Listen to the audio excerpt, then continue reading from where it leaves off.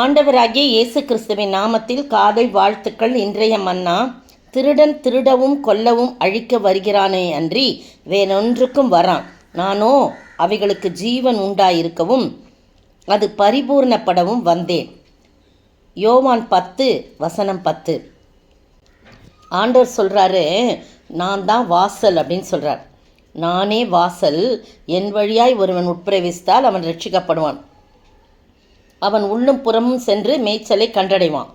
அப்படி என்கிட்ட வராதபடி திருடன் என்ன செய்கிறான்? திருடவும் கொல்லவும் அழிக்கவும் வரான், வேறொன்றுக்கும் வரான். ஆனால் நானோ என் வழியாய் பிரவேசிக்கிறவர்களுக்கு ஜீவன் உண்டாயிருக்கவும் அது பரிபூர்ணப்படவும் வந்தேன். ஏன்னா நானே வாசன் சொன்னவர், நானே நல்ல மேய்ப்பன் சொல்கிறார். நல்ல மேய்ப்பன் ஆடுகளுக்காக தன் ஜீவனை கொடுக்கிறான். ஆனால் மேய்ப்பனாயிராதவன் என்ன செய்கிறான்? ஆடுகள் தனக்கு சொந்தம் அல்ல, கூலிக்கு தான் வேலை பார்க்குறானோன்னு ஓநாய் வருதை பார்த்தோன்னே தான் உயிர் தப்புனா போதும்னு ஓடி போயிடுறான். அப்போ ஓநாய் வந்து ஆடுகளை பீறி அவைகளை சிதறடிக்கும், ஓடி போவோம். ஆடுகள்லாம் கிடச்சதை ஓனாய் என்ன பண்ணும்? பீறி போடும். கூலிக்காக வேலை செய்கிறான் ஆகியால் ஓடி போகிறான். ஆடுகளுக்காக அவன் கவலைப்பட மாட்டான். ஆனால் நானே நல்ல மேய்ப்பன், என் பிதா என்னை அறிந்திருக்கிறது போல நான் பிதாவை அறிந்திருக்கிறது போலவும் நான் என்னுடையவைகளால் அறியப்பட்டும் இருக்கிறேன். என்னுடையவளால் அறியப்பட்டும் இருக்கிறேன். ஆடுகளுக்காக என் ஜீவனை கொடுக்கிறேன் அப்படின்னு சொல்கிறார். பார்த்தீங்களா? அப்படி தான் அவர் தன்னுடைய ஜீவனை நமக்காக கொடுத்தது நமக்கு எல்லாருக்கும் தெரிஞ்ச விஷயந்தான். அதை ஆண்டவர் சொல்கிறார், நானே நல்ல ஜீவன் கொடுக்கவும் அது பரிபூர்ணப்படவும் வந்தேன் அப்படின்னு சொல்கிறார். திருடன்றது சாத்தானையும் அவனோடு இருக்கிற அசுத்த ஆவிகளையும் கள்ள போதகர்களையும் குறிக்கிறதா இருக்குது.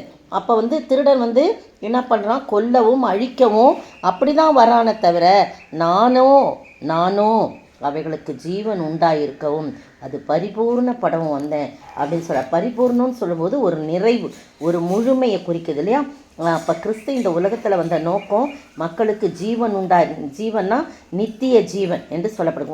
1 யோவான் 5:11-12 நீங்கள் வாசித்து பார்த்தீங்கன்னா, தேவன் நமக்கு நித்திய ஜீவனை தந்திருக்கிறார். அந்த ஜீவன் அவருடைய குமாரனில் இருக்கிறது என்பதே அதை சாட்சியாம். குமாரனை உடையவன் ஜீவனை உடையவன், தேவனுடைய குமாரன் இல்லாதவன் ஜீவன் இல்லாதவன் என்று சொல்லப்படுது. அப்போது எந்த ஒரு மனிதன் ஆண்டவராகிய வாசலை தெரிந்து கொண்டு அவர் வழியாய் உட்பிரவேசிக்கிறானோ அவனுக்கு என்ன பண்ணுறாரு?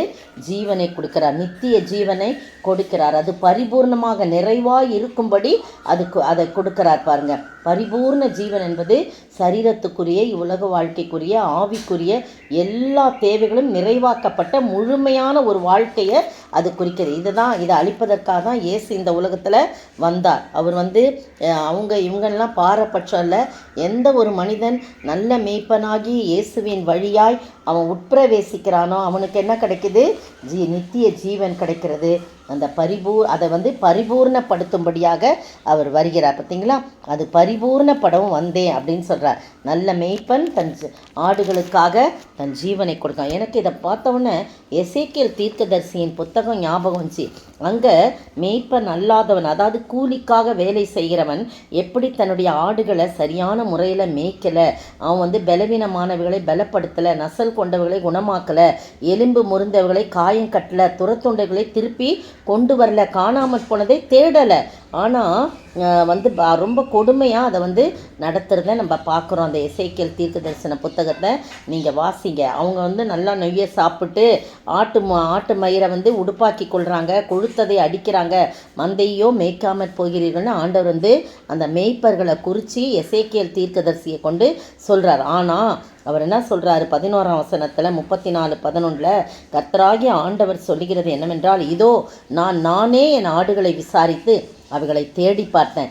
எங்கெங்கெல்லாம் அது சிதறி போயிருக்குதோ அதையெல்லாம் கொண்டு சேர்ப்பேன். மப்பு மந்தாரமான நாளிலே அவைகள் சிதறுண்டு போன எல்லா இடங்களிலிருந்து அவைகளை தப்பி வர பண்ணி எல்லாத்தையும் என்ன பண்ணுவேன்? நான் நல்ல மேய்ச்சல் உள்ள இடங்களில் நான் ஆறுகள் அண்டையிலையும் மலைகள் மேலும் ஆறுகள் அண்டையிலும் தேசத்தின் சகல வாசஸ்தலங்களிலும் அவைகளை மேய்ப்பேன். நல்ல மேய்ச்சலை அவங்களுக்கு கொடுப்பேன். நல்ல புல்லுள்ள இடங்களில் அவங்கள மேய்ப்பேன். நல்ல தொழுவம் இருக்கும், அது நல்ல தொழுவத்தில் நல்லா சேஃப்டியாக படுத்து கொள்ளும்படியாக நான் செய்வேன்.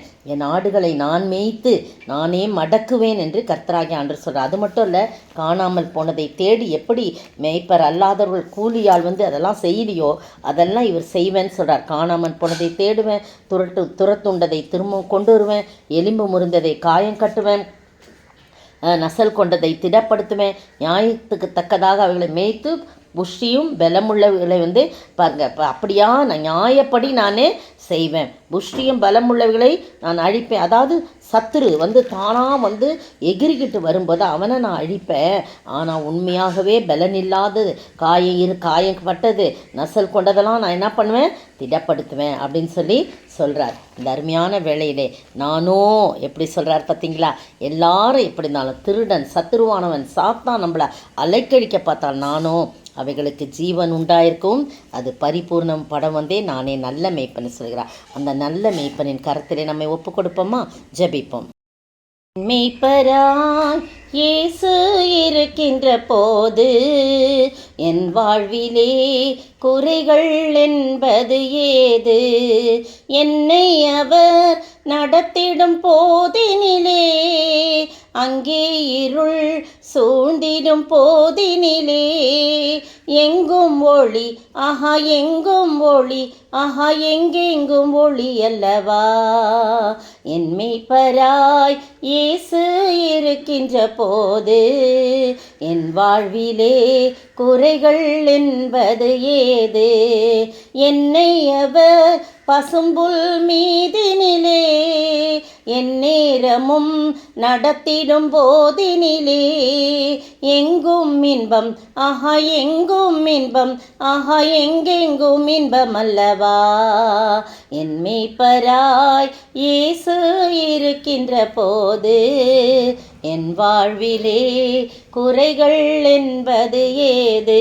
ஸ்தோத்திரிக்கிற ஆண்டவரே, எங்கள் வாழ்விலே நீர் மேய்ப்பராய் நல்ல வாசலாய் எங்களுக்கு நல்ல மேய்ப்பராய் இருக்கும்போது எங்களுக்கு எந்த குறைவும் இல்லை. சத்துரு கையில் எங்களை நீர் ஒப்பு கொடுக்க மாட்டேன். நாங்கள் உங்கள் கையில் இருக்கிறோம். நீங்களோ எங்களுக்கு நித்திய ஜீவனை கொடுக்கும்படியாக ஜீவன் உண்டாயிருக்கும், அது பரிபூர்ணமான ஒரு நிறைவோடு இருக்கும்படியாக எங்களை ஆசீர்வதிக்கிற கிருபைக்காய் ஸ்தோத்திரம். அப்படிப்பட்ட ஆசீர்வாதத்தை நாங்கள் ஒவ்வொருவரும் பெற்று வாழ உம்முடைய வாசல் வழியாக நாங்கள் பிரவேசிக்க நீர் கிருபை செய்ய வேண்டும் என்று கர்த்தரும் மீட்பரும் ராஜாவுமாய் இயேசு கிறிஸ்துவின் விலையேறப்பட்ட நாமத்தில் ஜெபிக்கிறேன் பிதாவே, ஆமீன். நேற்றைய பதில், பெத்தானியா ஊர் எருசலேமுக்கு சமீபமாய் ஏறக்குறைய 2 மைல் தூரத்தில் இருந்தது. யோவான் 11:18.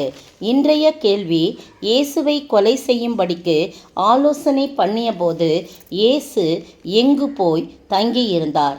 இயேசுவை கொலை செய்யும்படி ஆலோசனை பண்ணிய போது இயேசு எங்கு போய் தங்கியிருந்தார்?